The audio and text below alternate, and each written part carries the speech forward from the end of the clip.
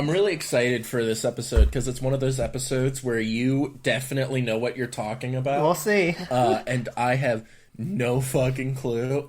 Well, like, you have, like, an idea of where you want to go, and you're just, like, trying to convince me. It's like the Frozen episode. Maybe. I think you might be surprised at how little I understand about my own concept.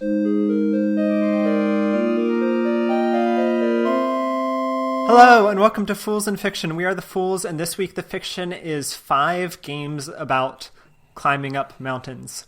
This is one of the episodes where I have somewhat of an idea of what's happening. Joe has very little of an idea, and I, lecture at Joe about what I think is going on, but then he, provides intelligence into the discussion.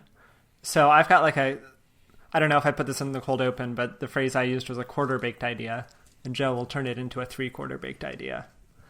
So I have written down a thesis about these games. And I've written this thesis so that it sounds very heady, but I think that it actually is saying exactly what I want it to be saying.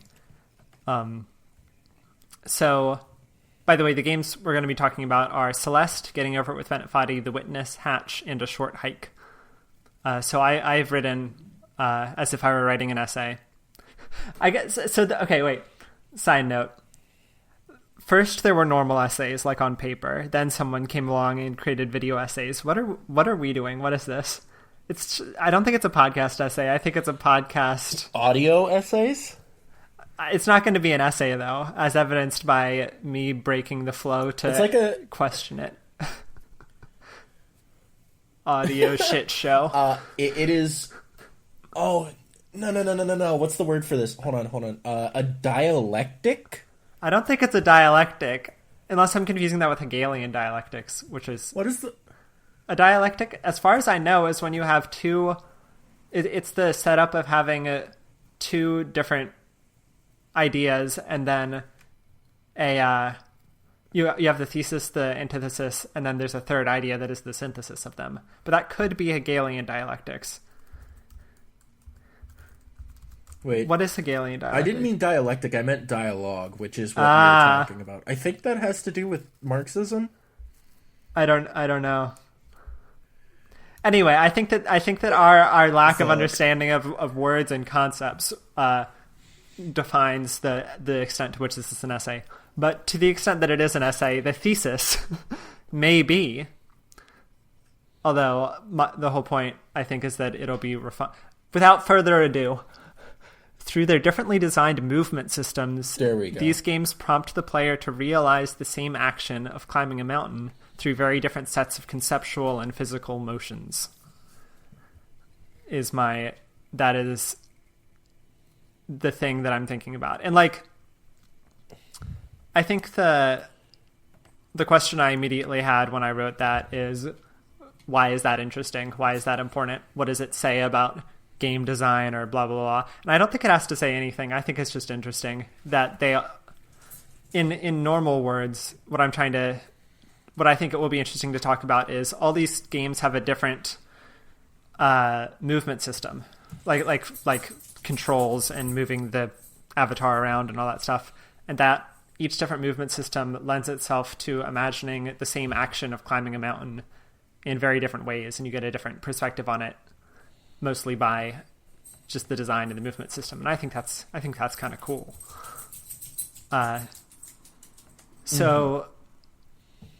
Do we just want to go through these games and talk about their movement systems and kind of the experiences that they engender? Yeah, sure. Is there any way we can make this more interesting?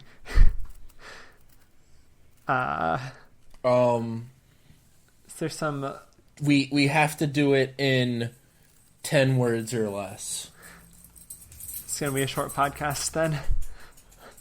I think we can... No, just the description.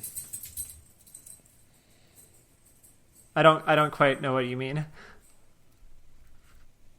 Like, you said describe the movement. Yeah. So, you have to...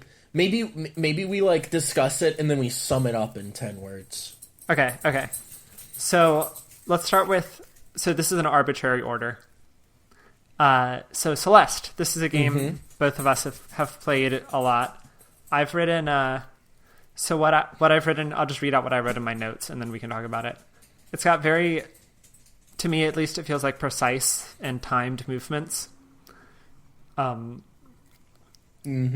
addition, there's the actual style of moving up the mountain is very linear and like very direct. Like you move from this screen to this screen to this screen for almost the whole game, which I think makes the transition to Mirror Temple and Reflection, which comes right after Mirror Temple, so interesting. Where it's all of a sudden you're in Mirror Temple, you're like, oh shit, I have no idea where to go, what I'm missing, what to do. And then Reflection, you still have all these different options, all these different screens, but it feels less like you're trapped in a maze and more like you're free to explore more options.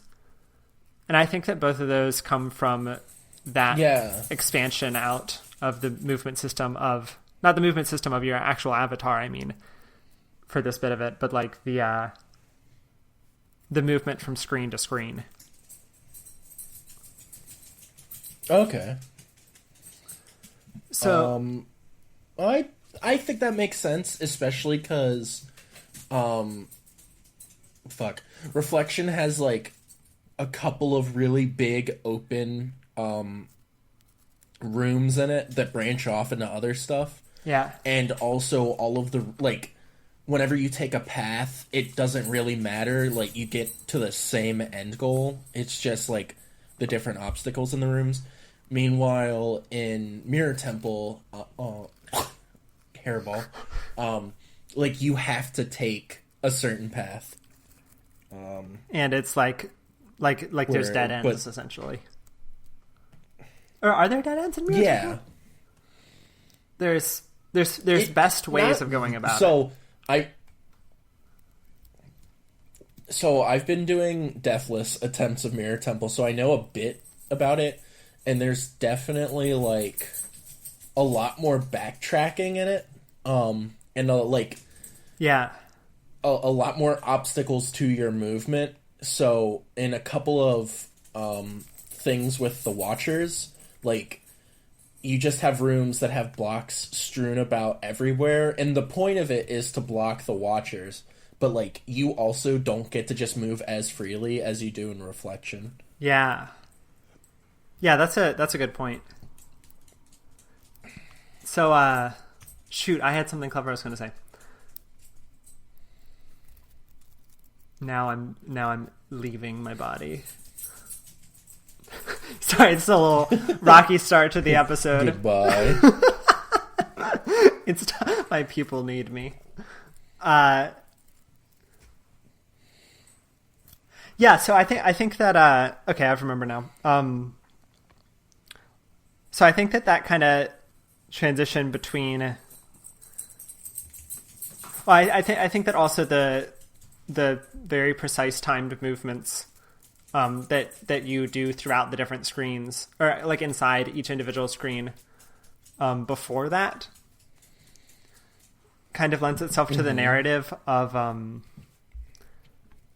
I think that Madeline, while she doesn't know exactly why she's climbing the mountain at the beginning, I think that she thinks that she's identified the exact right thing to do, and she's identified the exact path that she needs to do to take it, and she won't be deterred by Madeline, and so she's going to be doing these exact things to achieve this exact end. And I think that is mirrored in the way that the levels are very linear, and you have to oftentimes figure out the exact right movement to get up to the ledge, and there's only one movement that makes that possible unless you're like speedrunning and know new strats and stuff. Well, I think the big thing about that is that like, saying there's an intended way to play Celeste is kind of odd, but, like, assuming that there is an intended way, quote unquote, would be saying that you're supposed to do all of the A sides first and then all of the B sides. Oh, I didn't think about the different sides at all. I forgot that was a thing. And so the fact that like in the B-sides you learn more movement mechanics, and like in core you learn more stuff that I think like when you are first playing the game, there only seems to be one way to do a room. Oh. But as you play it more and more, you realize how to beat it, and that goes hand in hand with like Oh shit! the fact that in between Mirror Temple and Reflection, Madeline like thinks she has this really good idea of what she's doing, and then Madeline just like sends her to the fucking pit. And so now you have like this more freedom because you don't know what you're doing, and you don't have like a set plan. And that's mirrored in Reflection being very branching and not maze-like, but just like open. And you don't like there's no like in Reflection there's very few like you have to get to like I'm sorry I'm saying like so many times. In the first one, in the first chapter, whatever it's called, every room essentially is a little puzzle, right? Forsaken City, I think? Yeah. Yeah. In Forsaken City, every room is kind of a puzzle. It's like, okay, how do we get from the bottom left to the top right, or whatever direction it is? And there's often a platform, and you often have to do some maneuvering. Whereas in Reflection, the question is, where do I want to go? And not in the sense of where do I want to go in the Mirror Temple sense of this is a maze, I'm trapped, I'm trying to get out, but like I have options, which way works best for me, right? And I think that like, I mean, I think you summed it up perfectly, but that just totally mirrors the way that Madeline ends up climbing the mountain is by using an option that she didn't realize was available to her. So I think that's pretty cool. I also think that a really good part of Celeste is moving beyond the mountain in the story. And that core is kind of part of the mountain, but like you've already summited it, so what more is there? And then Farewell is, you know, completely outside the scope of the mountain. And those are like probably the most defining things for Madeline's character, because she's moved past the mountain and is now like dealing with herself. But interestingly, she's still using the like same very like you're still climbing a mountain in Core and Farewell, or you're using the same actions that you did to climb a mountain, but not in the context of climbing a mountain anymore. Yeah, well, because I think the thing is like, you know, in chapters 1 through 7, like, you were using the mountain as, like, a different medium to address Madeline's own, like, insecurities and problems. Mm-hmm. Whereas in Core and Farewell, you're dealing with them a bit more explicitly. Yeah. And this kind of gets tangled up in Farewell when, like, the bird is Granny, and then it's like, wait, it's not. But it's still much more direct than the base game. Yeah. I think we've probably said all we're going to say about Celeste for the moment. We can like compare these other ones to it and its movement systems and its mountain climbing and all that stuff. But the stuff that you have said has made me realize more things about it. So I'm glad that I'm introducing this framing. Because it is making me think. Let's talk about getting over it with Bennett Foddy. So this is so comparing Celeste and getting over it with Bennett Foddy is something that has been done before, notably by Patricia Taxon. I really recommend it, the internet and Joe to check out her video on it. She's fairly anti-Celeste, which is really strange and something I disagree a lot with her about. But the way that she understands the difference between getting over it with Bennett Foddy and Celeste is really interesting. But anyway, We never did the summarize in 10 words. Should we drop that bit or should we do it? Oh, fuck. Let's do it real quick. Movement equates... Fuck. I don't know if God, this is a good like bit the show. haiku, but even harder. You know what? I agree. Scrap the bit. It's bad. All right. We're moving on. No offense to your bit skills, but this I don't know if that one is the solid one. Okay. So I don't think so either. So if you don't know what getting over it with Benny, oh my god, we should have explained what Celeste was for people who don't know. Do people not know what Celeste? I guess people probably know what Celeste. It's a platformer. We've talked about it before. Listen Yeah. to that Okay, episode. exactly. Yeah, we've talked about it in detail before. Okay, so getting over it with Bennett Foddy. Surely you internet people know what this is, but if you don't, it's a rage game created by the evil man himself, Bennett Foddy, who brought you QWOP. In Getting Over It with Bennett Foddy, you play as Diogenes, the Greek philosopher, inside of a cauldron. Wait, really? Yes. It's supposed to be Diogenes? It I is didn't Diogenes. know that. That's his name. He's referred to it in game as Diogenes. Whack. I did not know that. Yeah, I guess spoilers for Getting Over It with Bennett Foddy.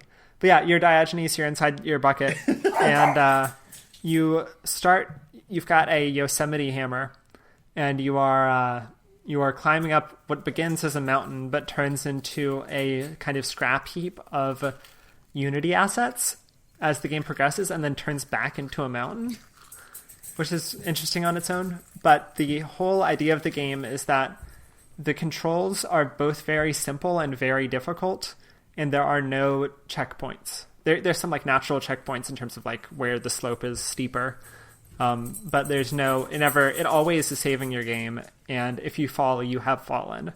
And Bennett Foddy mocks you with folk music, with Appalachian standards. So if you've ever played QWOP, you can kind of imagine what the movement feels like. It's just, the first time I was playing it, it was just so frustrating because it felt like I had no control, but I knew that everything that was happening was my fault, essentially. I don't know why I said essentially. I said what I meant to say. But the really interesting thing about this game, and the reason I keep on coming back to it, in fact, I'm just I used to speedrun Getting Over It. Right now I'm in like 300th place or something. The really interesting thing about it to me is at some point you hit a threshold and it becomes just like the difficulty just disappears. And like you still might not be as fast as the world record holder or whatever, but you just like, it's like you've just gained this skill suddenly, like when you learn how to ride a bike and you can't like remember what it was like to not know. With Getting Over It, you just know how to control how to move yourself left and right. You don't have to think, I need to swing my hammer this way. You just go over to the left or to the right or up. And once you've made that kind of leap and you get to the end of the game, it really feels like your own accomplishment because there was no railroading, essentially. The game felt like it was always against you. So when you finally beat it, you really have beaten it, or at least it feels like that. And that, like, to me, getting to the top of the mountain and getting over it felt more like actually getting to the top of a mountain than Celeste did. Because there were more consequences. This is not anti-Celeste. This is a comparison. Oh shit, I've dropped my magnets. Oh shit, I just realized I've been playing with the magnets. Oh, son of a bitch. I think they're small enough that they're not making a sound though. Where are they? 1 second. God, this podcast is off to a great start. Have you played where are they? Getting with Bennett Foddy. Getting it with Bennett Foddy. Have you played that game? I have God. I have like played just enough to hate that game. I did not beat it. Like I didn't get past anything. I just played it and I was like, God, I hate these controls. So something that's interesting to me is a lot of people say that the controls are unpredictable and random, but that's just not the case. Like when I watch, this is going to sound like I'm bragging. When I watch people like on Twitch playing it, they're like, "Oh my God, like I didn't do that at all. I didn't." But like, because I'm here, I am sounding like I'm bragging.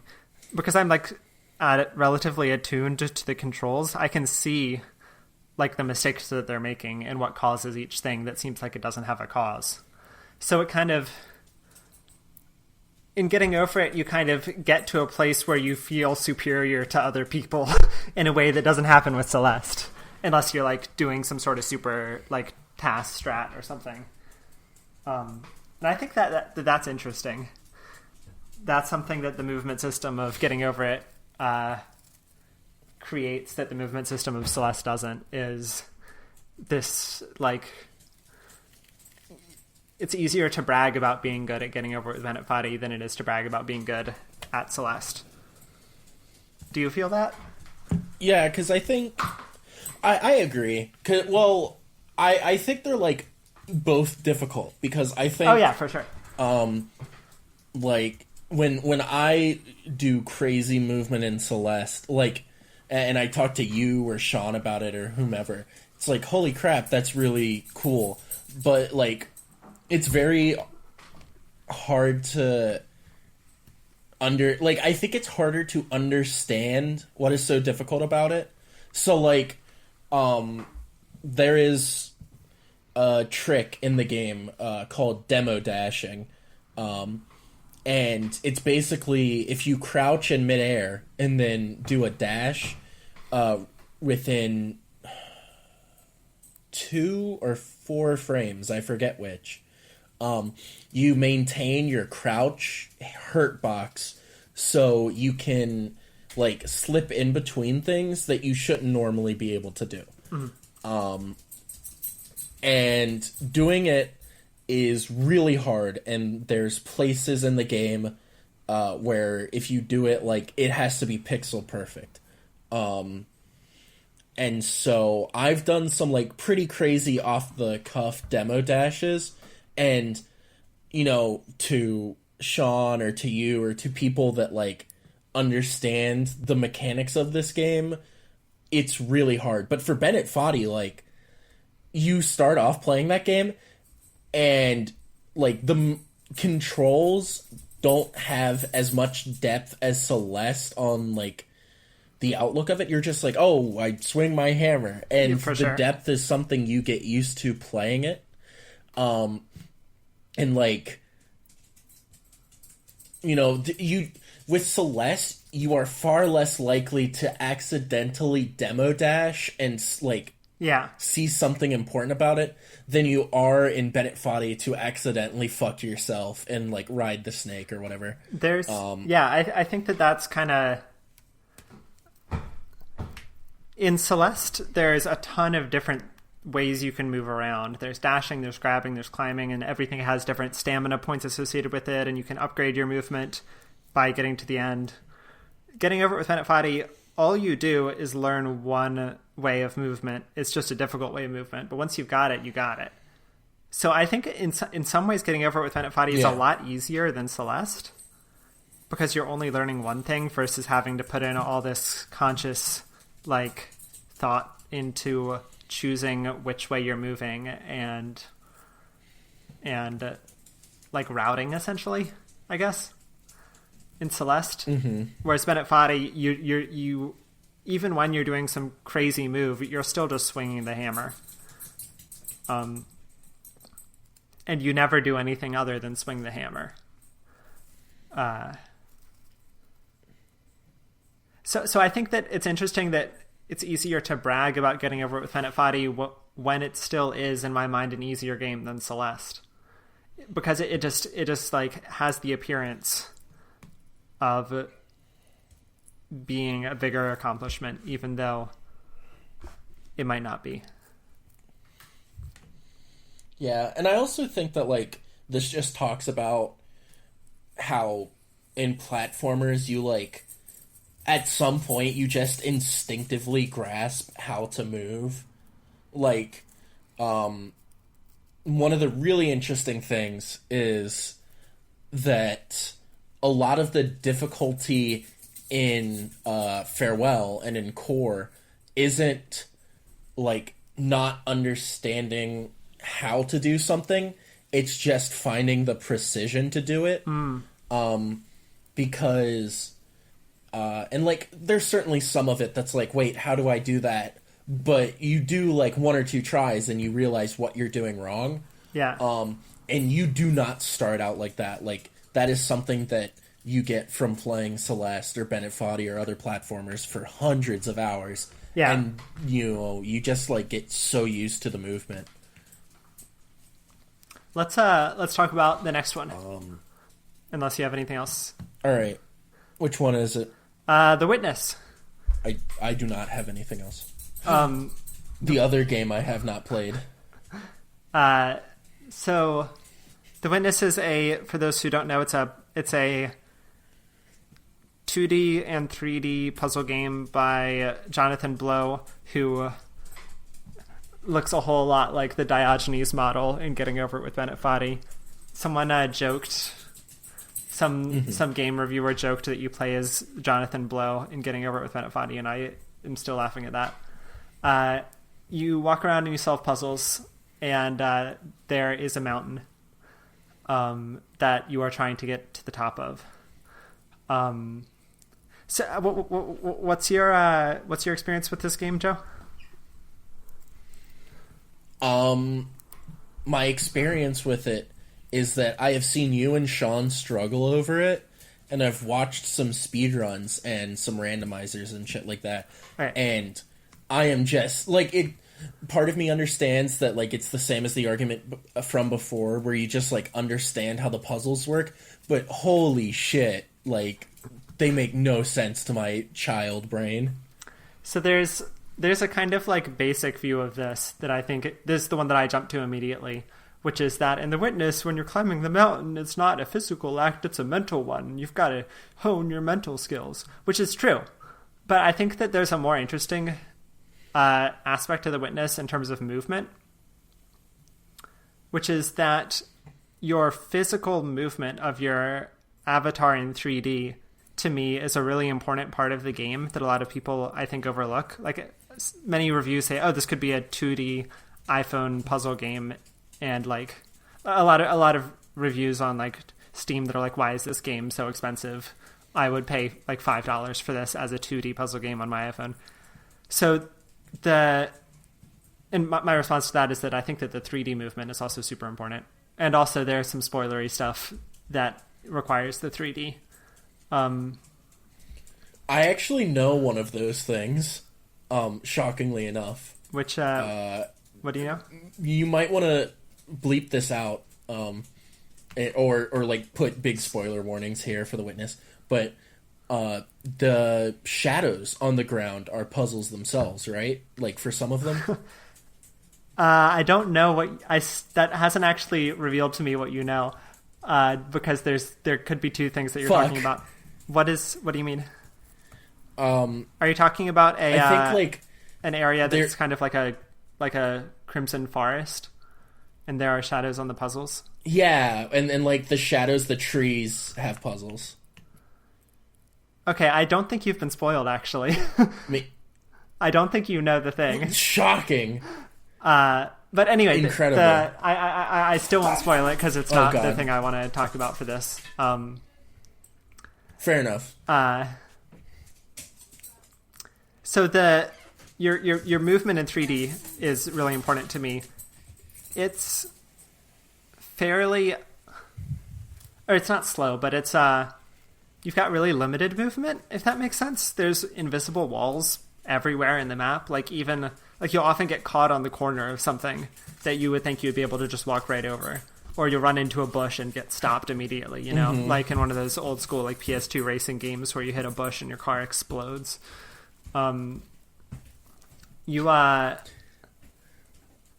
you're very limited by the kind of contours of the landscape you're walking on. And so whenever you're trying to like move upward, you have to like route it out, essentially. Although there are like clearly demarcated paths, but there's a lot of the game and a lot of physically moving around the world of the game is just waiting on things to happen. There's a lot of elevators and bridges that you have to wait for them to open up. There's, in fact, some of the puzzle solving is just waiting. There's one bit where there's audio puzzles and you have to wait for this audio to loop, which takes forever. Notoriously, there's a puzzle in the game that only involves waiting 50 minutes. In fact, like there's a 99% route on, or 99% category in speedrun.com, which is the entire game except that puzzle. And then the 100% is the entire game and that puzzle. But so my point is there's a whole lot of physically being restricted, your movement being very restricted by invisible walls and waiting. And I think that that's kind of part of the mental challenge of the Witness and of climbing in the Witness, is that you are just sitting there and you have to learn to recognize, like, this is just a video game. I don't need to get so frustrated at how long things are taking. And I think that's really interesting. I don't know exactly how that totally relates to climbing now that I think about it. When I'm thinking about the climb, like another... sorry, go ahead. The way I would interpret it is just that, like, with Celeste and Bennett Foddy, like, you are physically climbing this thing. But with the Witness, you're just like, let me climb this. Like, I can see this. I can, try to physically attempt this. But I'm being locked behind puzzles, which don't seem to relate. Whereas, like, in Celeste and Bennett Foddy, the puzzle is like, how do I physically move up this way? Yeah, because in the Witness, you can climb the mountain immediately. Like, you can just go up there. But it's really interesting that from the playthroughs I've watched and people on Twitch and stuff, people don't just go up the mountain, which is strange because it's very clearly like the first time you complete a zone, there's a laser that points up to the top of the mountain. So few people go there. People are just like, oh, that's an end game thing. I'll wait until later to actually go up the mountain. Which is really interesting to me because it's clear that the goal is to get to the top of the mountain, but no one, so few people try to do it until they've made some progress at the puzzles, which are unclear how that relates to climbing the mountain, even though that's the goal. I don't know, maybe I'm misreading it. Maybe people don't realize that climbing the mountain is the goal and they're just doing the puzzles because there are puzzles. I don't know. I don't think I've got a very cohesive statement on the Witness. I just think it handles movement in an interesting way. And there's some interesting things about how people don't just go up the mountain, even though you can. It's right there. You can do what you want. Yeah. I actually, when I'm watching someone do it for the first time, I kind of encourage people to go up to the mountain because there's some stuff you can learn by going up there early on. Although, of course, you don't have to. In fact, I didn't go up the mountain until super late in the game. Or I guess not in my entire playthrough of the game, but super late in the main story. Anyway, if people haven't played that game, I really recommend it. It's got some surprises.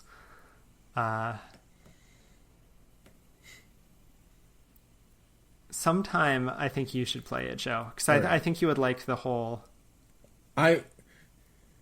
thing of it. It's on my list of things to play. I just haven't gotten around to buying it yet. Yeah, it is money. And I'm really debating doing a game night with you and Sean, watching me play it blind. That'd be good. And just being Joe's an idiot. That's the Which one is problem true. with watching people play the My winners. mom is clapping and giving thumbs up. Incredible. Let's Um, I heard that. Let's move on to the right. next one. We got two What's more to next? go. Hatch. All right. So this is a. Sorry. Do you want to speak?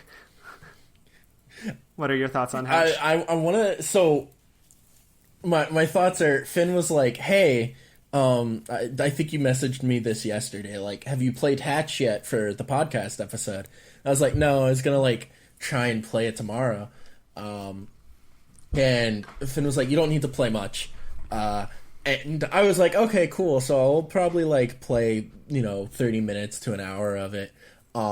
And I played like all of 10 minutes of it, and I was like, God, this game is like, I don't want to say hard to control, but I just do not like first person stuff when the camera can like get like right up against a wall and you're like, now what? So I played like a very brief part of the game, and I told Finn this, and he was like, "You are fine," which is really incredible. I will describe my experience with it, like, very briefly. So, you start the game hatching out of an egg. I know it's in the title, but I did not expect you're this when I was doing it. Me neither. I was like, oh, it's going to be metaphorical. No. And then you hatch out of an egg, and I'm like, the game's done. Shut it down, boys. And then, so... you are in like this small room with a bunch of other eggs that have hatched, and you know there's only one opening, so you go to walk towards it, and then this weird shaman guy says, it's like "Don't very spend ancient too Egyptian." long in the half sun's gaze. Yeah. He's very like odd looking, and I did not see him when I was walking, so the camera cutting to him and then back to me was very confusing until I figured out where he was. Yeah. And then you walk a bit further, and then there's just like a dead body vibing on the floor. Mm-hmm. And so you poke your head out and you look up in the sky, and sure enough, the sun is a semicircle. And while you spend time in sunlight, like, there's this uncomfortable buzzing, and your field of vision gets smaller and smaller until you go in the shade. And there's a bunch of arches that you hide behind, and then... Well, it should also be pointed out, if you do spend too long, I guess... you do die. you do die, yes. Yeah, I'm sorry. Back to your last I forgot point. to be clear on that. Yeah. But... you then meet this structure that, like, you have to, you can't walk up it, so you have to climb it. And you press space to jump, and you have moon jump. Like, you jump so high. It is very interesting. And then there's a hieroglyph on the wall that's like, if you throw yourself at the wall at this angle, you go up. But if you throw yourself at this angle, you go down. And that was where I was like, I think I'm done. Like, I'll play this later, but already I have a lot to say on this world. It's the only horror game in this set that I've curated here. I think you might have misinterpreted what the hieroglyph means. The hieroglyph means that you can walk up any slope that is like a positive slope, and you cannot walk up any slope that is a negative slope. What? So the whole conceit of the movement in this game is that any slope that, like, no matter how steep is just as easy to walk up. So you anytime you see a slope that has changed my brain. Super, super steep, even if it's just going up a little bit, as long as it's not going down, you just walk straight up it. Whereas any slope that's at all going down, you just are stopped. And the interesting thing about this to me is that those two different types are textured exactly the same. And most of the game, you're pressed up against these very, very steep walls, and you're making it the choice about which wall to kind of jump to and which way to go. You have to estimate, is this wall going up or going down? And it's often really unclear because it's just so steep. And sometimes you fail and then you're falling down. And even when you are successfully attached to a really steep wall, it's very like physically uncomfortable. It feels like the wall is in your personal space and takes up so much of your field of view that moving around feels bad.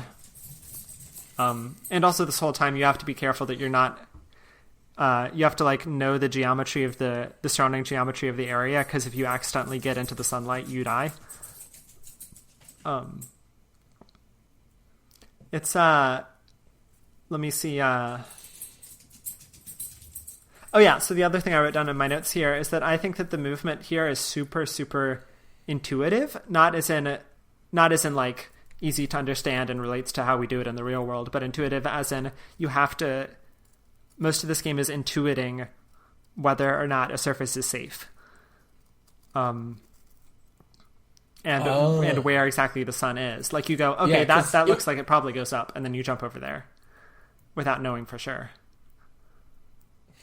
Yeah, the fact that I could not figure out what the hieroglyph was saying is credence to the fact that it is not intuitive, as in it makes sense in the way you do real world movement. Yeah, it for sure doesn't make sense. So like when you're often scaling these really, really like tight cliffs, and it's just this incredible sense, like this very vertical sense, if that makes sense. I've said sense so many times. I like take a shot every time Finn says, if that makes sense. Like the way you're climbing in this game it always feels like you're going to fall off, but you have to trust that you're on a wall that is not going to have you fall off. And it's scary. It's a scary game. What else do I have here? Yeah, like you said, the fact that it did not make sense when you were looking at it is definitely evidence to how weird the movement is in this game. Also, something that I thought was really interesting about this is there's no option to change your mouse look around sensitivity.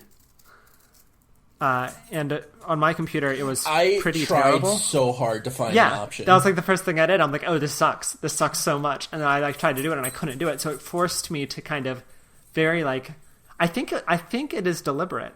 I think that they really want you to do this, have this very uncomfortable movement so that you are like, in a similar way to getting over it with Bennett Foddy. Like it's just a bad time until you get it. And then once you get it in Hatch, you're just jumping back and forth like Mario wall kicking up walls, and you know what you're doing.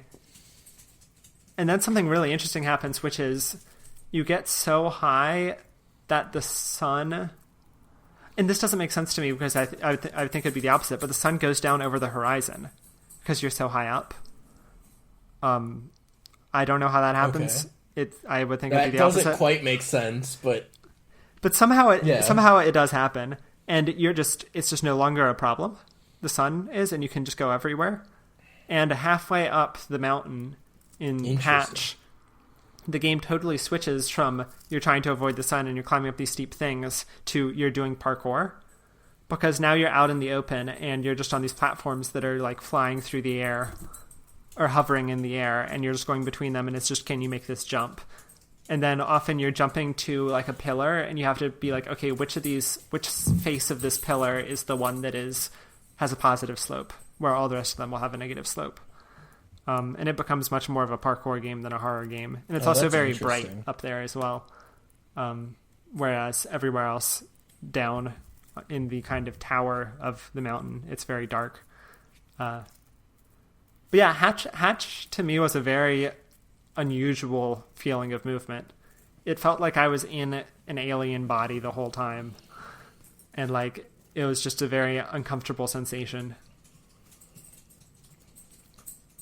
And so climbing in Hatch was kind of learning, in a similar way to getting over it with Bennett Foddy, learning to kind of adapt to this kind of body that your avatar is in. or the body that is your avatar, I mean.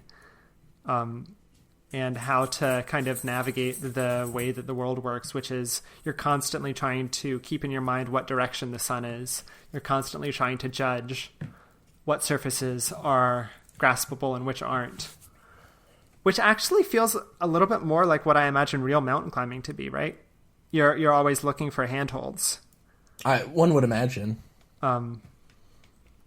So yeah, I do not mountain climb, so I cannot speak either. with any authority. However, I have lived on a mountain for most of my life, so I have that kind of experience of going up and down mountains a lot. So that's Hatch. We have one more game. This is a long podcast episode, but I think we've had some interesting thoughts. I hope so. Our final game is A Short Hike. This is a game that Joe and I are both fans of. I think you're a fan of it.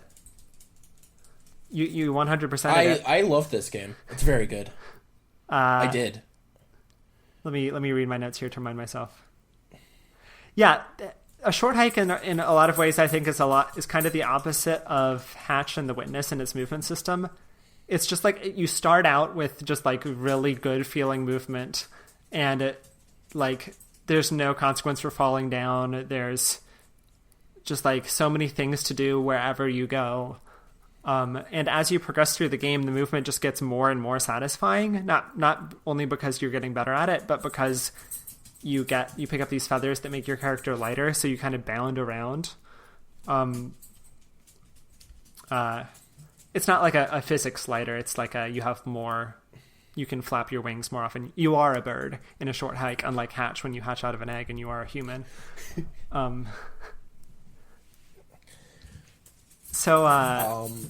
also think what's... You go ahead. Oh, hold on. Did I interrupt you? No. I think what I really like about A Short Hike is that it has... it just has like a bevy of options where it tells you, hey, go climb to this mountain. Your end goal is you're expecting a call from someone. I don't think it's stated who it is at the beginning. Your mom. But oh yeah, I don't know if it is at the beginning. Yeah, I don't remember if spoilers, it is your mother that is calling you. But you're expecting a call and you don't have cell service, and that you could get cell service at the very top of the mountain. And you are told, this is where the name of it comes from, that it is like a short hike, you should be fine, like it's not too hard. And so, if you are like me or like Finn, and you kind of are adventurous and you talk to everyone, you learn about climbing and about golden feathers, and which help you like flap your wings and give you stamina to climb. There's also all sorts of flying mechanics too. If you try to, we can like dive all around. But even if you just, but even if you just like go straight for the mountain, you will find that you cannot climb it. That you have to have more stamina. Mm-hmm. So it kind of forces you to explore, even if you like don't want to. But the characters in it are just like very cool. I like talking to them. There's absolutely no villain in this game. There's no conflict either. Yeah. Something that I thought was like the one Sorry, go ahead. Quote antagonist would be just the one antagonist would be like maybe the guy who sells you golden feathers for like more money than they're theoretically worth. But even he is, like, very sympathetic. Yeah. And, like, it makes sense why he's doing stuff. So, yeah, it's just a fun game to play around in. I think that's the best way of putting it, is it feels like you're playing around. For me, when I was doing it, I was like... The whole beginning of it, I was, like... Because you're told you should go up the mountain. And I kept on going, okay, I'll do the mountain after I do this. And then I kept on just like going around doing more and more quests and like not actually attempting the mountain. And by the time I attempted the mountain, I had so much stamina that it just like was not a challenge at all. Yeah. And it's like if you're playing the game anything like me, the mountain, when you get to it, just feels like just another kind of thing to play around with and to enjoy. There's no sense of challenge, really. Like, there's a little bit of puzzle solving with the feathers freezing, but it's not hard. It's just, do I go this way? Oh, that wasn't the right way to go. And then you find the right way and it's fine. But, like, the movement in a short hike is just totally just, like, it makes you think, why don't, like, you can do whatever in video games, why don't they all have this easy movement that's just so fun? And then you realize that the value of art is not just enjoyment. And you can also get enjoyment out of difficult things. But it's just so much fun. And the climbing, like in most of these other games, the climbing is treated as this challenge and this achievement you must overcome. Whereas in a short hike, it's just this fun thing to do. And when you get up there, you get to see some cool sights and chat with your friends and talk with your mom on the phone. And it's just like, it's like you're in this just wonderful world that the rest of the games don't have. So it's kind of less realistic than the other games, but it's more, I don't know where that sentence was going. It's very fun. Yeah, it which is like not to say that Celeste or anything else isn't fun. Like Celeste is probably my favorite game ever. Ooh. But like a short hike is just you get to like flap your bird arms around and you get to do stuff. And especially like if you're like me, where I went to climb the mountain after like some exploration, but I didn't see everything. So one of the really fun things was like to go grab other feathers and find some other secrets, and then to like climb up the mountain again, and you just fucking speed run it, dude. Like you zoom, and it's like so much fun. Yeah. A short hike is kind of like a power fantasy, not just in your movement, but also in just like the way that people are super cool and everyone is friends with everyone. I guess it's just a fantasy in general. Shoot, that sounded very nihilistic. I guess what I'm trying to say is it's a very idealized version of the world, which is very gratifying to play around and makes you want to go out and explore the world in real life. There was one more thing I wanted to say. It's the perfect game to play during quarantine. What was the last thing I was going to say? Oh yeah, so like in other games with quests, like I've been playing Elder Scrolls Online, I just like get so little out of the quests. It's just like, oh, go over here and talk to this person, go over here and talk to this person, and they just like relay out the plot to you, and your actual like agency is non-existent. In a short hike, like the same thing happens. Like you just go different places and you talk to people and they relay out the plot to you. But because the movement is so much fun, I was like, I have to do every quest. I have to help out every person. I have to, because it's an excuse to go around, and it's like they do reward you with giving you more feathers so your movement is easier, but that's not why I did it. It was because like it's just so much fun due to the movement system, I think. Like if that game had shitty movement, I think like it would be game over. Yeah, exactly. I think my favorite part of a short hike is beach stickball, which is literally the entire premise is that you are playing a game with a small child, and it's with a volleyball, and you hit with a stick, and it's like it's playing volleyball in the same way that you got to get it over to the other person and it can't hit the ground, and stuff like that. But like just running around and doing it like is so much fun. Yeah. If we're thinking about what this game says about mountain climbing or how it portrays mountain climbing, it like in Celeste, mountain climbing is like this is a representation of your inner struggles, and this is a challenge. Like this is when you overcome the mountain, you have overcome your inner demons. A short hike reminds us that you can do challenging things just for the fun of it, and they don't have to have metaphorical implications, and you can just You can just do things. It's kind of, I guess it is kind of like some sort of optimistic nihilism, if you've seen that Kyrgyzstan video. Or it might be a Veritasium video. All right. I have said all I need to say. I have also said all I need to say. It's time for us to shut down. Goodbye. No, let's do the plugs. No.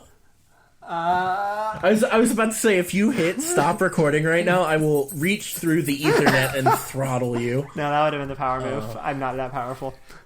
That's my mountain. All right. Do you want to plug, or do you want me to plug? I'll see if I remember it this time. So we've got a Reddit, a subreddit, r/foolsandfiction, where you can, if you have any comments on an episode, just put them there. We have an email, which is foolsandfiction@gmail.com. Our fantasy Sona is Barbara Smith, which is what Gmail has named our email for some reason. Listen to other podcasts on the I must have the Max Fun Network. No, that's Bam Bam is on the Max Fun Network. We're on the William and Mary Network at Spreaker.com/user/PNWM. Leave us a rating and or review on iTunes at iTunes. Or it might be the podcast app, in fact. If you want to be on the show, it is one of the two. Let us know. We might have a Patreon in the future. It's in the near future. So that'll be a plug to add on. Plugs! That's the word we couldn't remember last week. I just remembered. Remember we were trying to remember... Or not last week, but 2 weeks ago. Right. Plug. That's the word. All of the proceeds from our Patreon will be put towards making us fucking intelligent so we can run this podcast better. Yep. Holy shit. I can't believe we fucking forgot. I literally tried to think about it for like half an hour after we ended the episode, and I couldn't do it. I did not know what the word was. God damn it. Right. We're both idiots. All right. I think you did all the plugs right.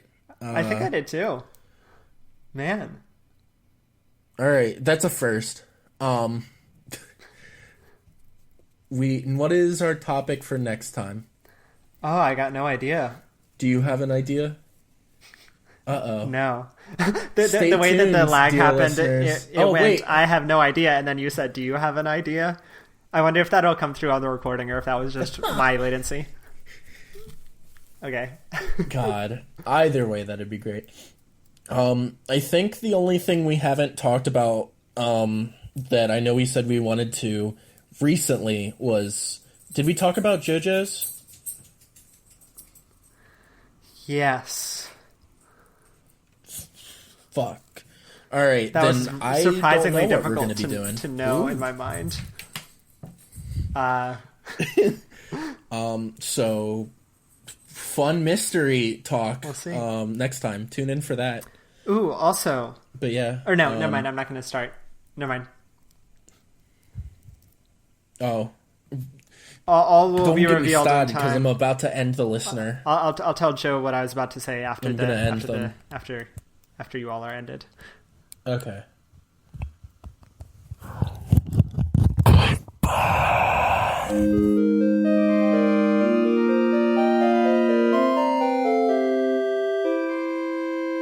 Please, for the love of God, turn the podcast off.